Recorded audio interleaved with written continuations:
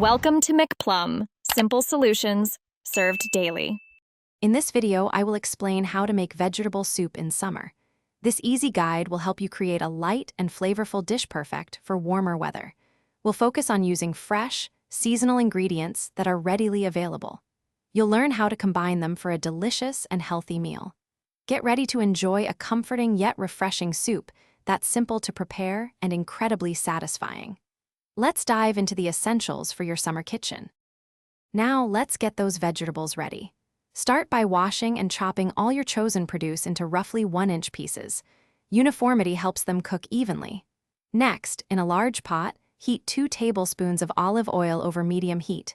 Add your chopped onions and minced garlic, sautéing until fragrant, which usually takes about 3 to 4 minutes.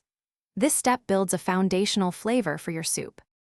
Once your aromatics are ready, it's time to build the soup. Pour in 6 cups of vegetable broth and a can of diced tomatoes. Bring this mixture to a gentle simmer. Now, add your harder vegetables like carrots or potatoes if you're using them.